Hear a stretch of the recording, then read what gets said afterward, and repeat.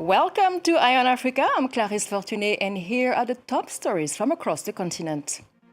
In the eastern DR Congo, violence between the Congolese army and M23 rebels is rampant, particularly in Fizi. The Red Cross says the territory is home to nearly 300,000 displaced individuals, communities that are living in fear. Health workers in Madagascar are racing to contain a growing outbreak of the deadly mpox virus. Children are among the most vulnerable, raising fears that the disease could overwhelm an already fragile health system. And we'll discuss the Winter Olympics. Yes, you heard me. 15 athletes from 8 African nations will be competing in Milan. Who are these African athletes performing on snow and ice? We'll tell all in a moment. But we start in eastern DR Congo. The conflict between the National Army and the M23 group is intensifying, plunging local communities into a deepening crisis, especially recently in the Fizi territory. Once again, vulnerable populations are enduring the harshest consequences of this ongoing power struggle. Aurélie Bazara-Kibangula and Emmett Livingston report.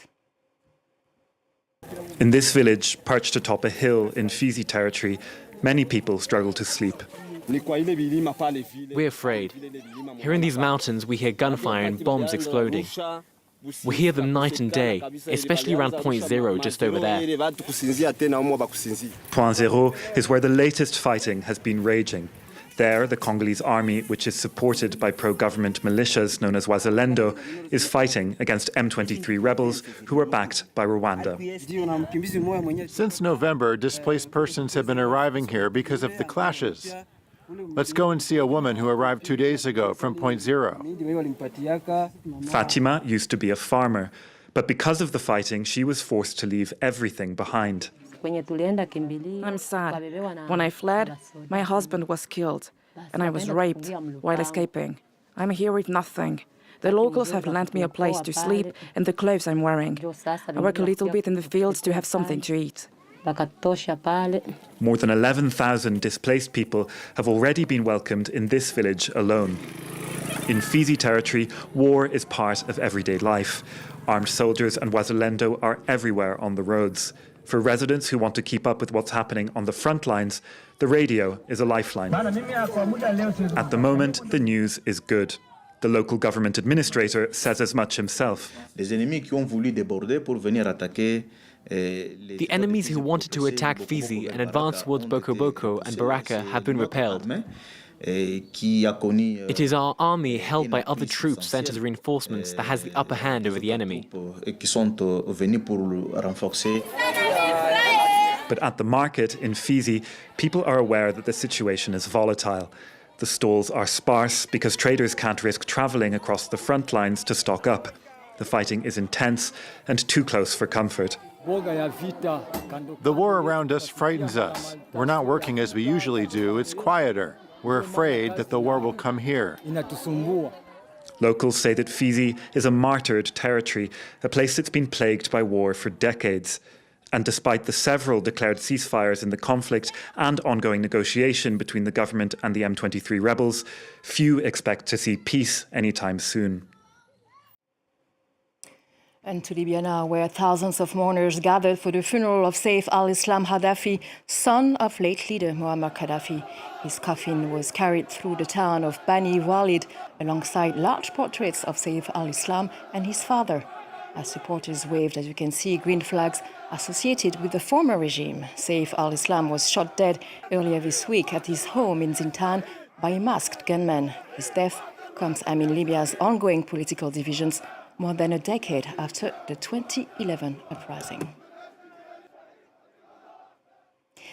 Madagascar is one of 93 countries to have recorded confirmed cases of mpox, a highly infectious virus. Africa has seen more infections than any other region, with around 45,000 cases and nearly 200 deaths between January 2025 and January 2026. The first confirmed cases came in December, just as staff in public hospitals were on strike, raising fears that mpox could overwhelm an already fragile health system. Gaël Borgia and Aurélie Coumont. In this public hospital, authorities have set up a triage tent provided by the World Health Organization. The measure was put in place after cases of mpox, formerly known as monkeypox, were recorded in Madagascar in December. This young girl is showing symptoms. Please come this way. This is a suspected case that we must isolate. A dozen confirmed cases are already under isolation in this center, and 229 have been recorded nationwide. Among them is Etienne, a 45-year-old. The virus can cause fever, headaches, and skin lesions, and is treated with antiviral and pain relief medication. The strain of the virus detected in Madagascar is transmitted by close contact, particularly sexual encounters. Once fully recovered, Etienne should not have sex for 3 months, as the virus can be transmitted in sperm. It is very unpleasant. It sends shivers through your body. Since I was admitted to hospital, I think I have already spent 60 euros. It's all gone. It's a lot of money.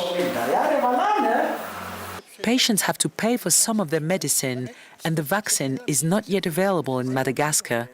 Some health professionals say the sector has been neglected by public authorities. Members of one union are refusing to treat infectious patients without receiving a risk premium amounting to 40 euros per month. We have no insurance, no guaranteed treatment, no risk premium. We medical interns have to pay out of our own pocket for personal protective equipment, such as face masks, scrub caps, shoe covers if needed. The 2026 budget allocated to public health in Madagascar is 171 million euros, which is less than 5% of overall public spending. This is despite a 2001 commitment from African governments to spend at least 15% of their budget on health.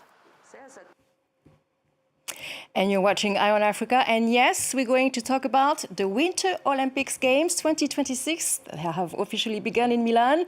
Almost 3,000 athletes from 90 countries spread out over hundreds of miles in northern Italy, and among them 15 athletes from 8 African nations, a rare but growing presence. And this year is the second year that 8 African countries will be taking part, but African athletes have been competing at the Games since the 1960 Olympic Games in California. Morocco was the second country to participate in the Winter Olympics in 1968, and history was made again in 1984 when Senegalese alpine skier Lamine Gueye became the first black African to participate at the Winter Olympics. Have a look. Sporting Senegal's colours, Lamine Gueye speeds down the piste of Bielasnico once again. 42 years after his visit to Sarajevo, the former downhill skier is back in the Bosnian capital to relive his first appearance at the Winter Olympic Games. It was absolutely unforgettable. I'll never forget it. Lamine Gueye was the first black African to take part in the Winter Olympics, an incredible achievement, even if his performance did not take gold. I was a good skier compared to your average tourist, but I was stepping into a whole new world. I realized quite quickly, unfortunately, that I wasn't going to take home any medals. You know, I had to accept reality. The slopes are extremely demanding. I think I beat 4 or 5 other skiers. I didn't finish last. Lamine's incredible story inspired this director to make a documentary about the athlete. Lamine might not have been aware of it at the time, but he carried a message. What mattered wasn't taking home gold. It was that he took part. It was a triumph of the human spirit. After the Sarajevo Games, Lamine competed at both the 1992 Games in Albertville and Lillehammer 2 years later. In Lamine's mind, though, nothing will top his first ever Olympic appearance. 2 years. Thank you very much. You see, this country is amazing. I will definitely come back. Emily Boyle there reporting, and sports journalist Emily Boyle is with us right there. So let's discuss. I know you're from Switzerland, so you know everything about Winter Olympics. So you're the good person. Not everything. You're the person to talk to. So who are these African athletes competing in snow and ice? Well, there are 15 African athletes competing from 8 different countries at this year's Winter Olympic Games in Milano Cortina. Now, 10 of those athletes competing in downhill skiing, 3 in cross-country skiing, and then 1 in both skeleton and freestyle skiing. South Africa has the biggest delegation with 5 athletes, and Benin and Guinea-Bissau are making their Winter Olympic debut. So very excited for them. We just saw them walk out under their flags. It was pretty cool. And if I had to say one athlete to look out for is Madagascar's Mialatina Clerc. She's going to make history as the first female African athlete to compete in 3 Winter Olympic Games after Pyeongchang in 2018 and Beijing in 2022. So this year, 15 athletes from 8 countries taking part. But how does that compare to previous editions?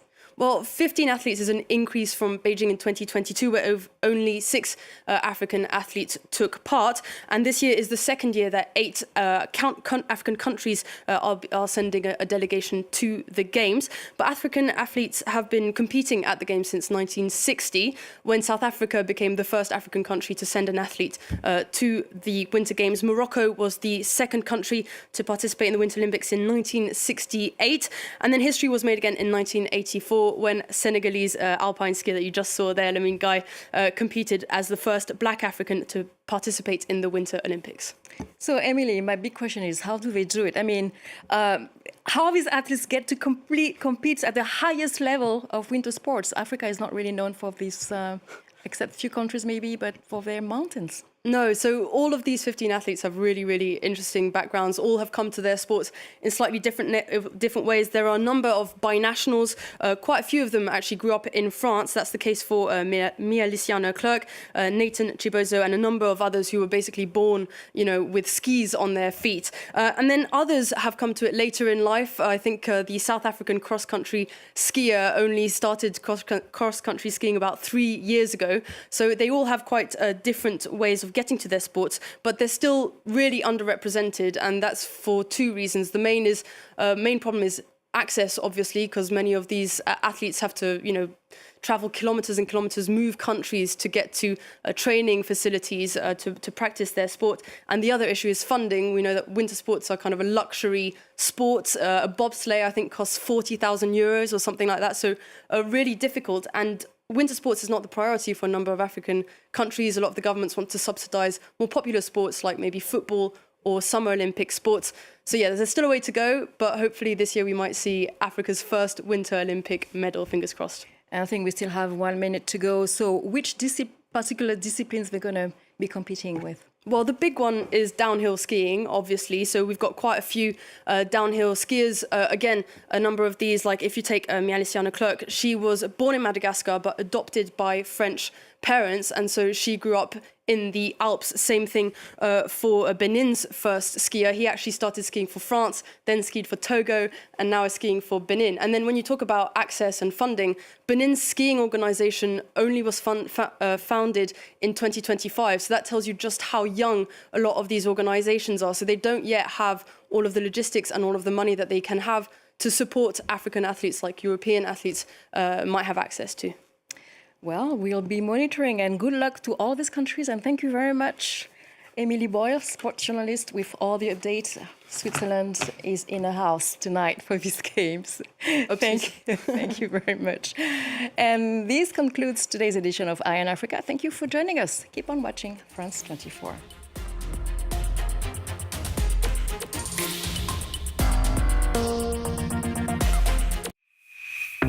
Stay up to date with the news by joining the France 24 WhatsApp group.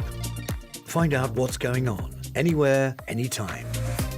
Today's news in real time is already available to thousands of subscribers of the France 24 WhatsApp group in English. Around the world, stay in touch with the news on the France 24 WhatsApp group.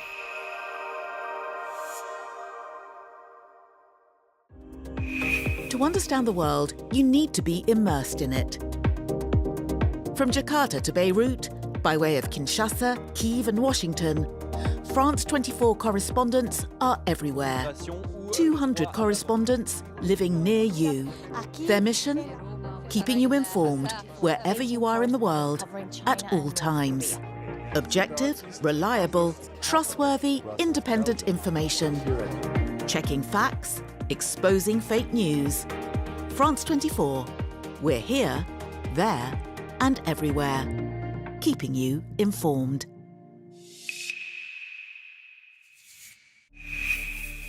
On January the 8th and Friday the 9th, there were very large protests in Iran. Internet was cut off. We had no news at all. And the next day, images began to emerge, thanks to Iranians who were able to send them via satellite. We spoke to the aunt of a very young female protester. She had been killed. She was named Wibina. These were things we had never heard of. Violence we had never heard of. And we realized then how important it was to hear them, to record them, and to bring their voices to the world, because that's where the true meaning of journalism lies.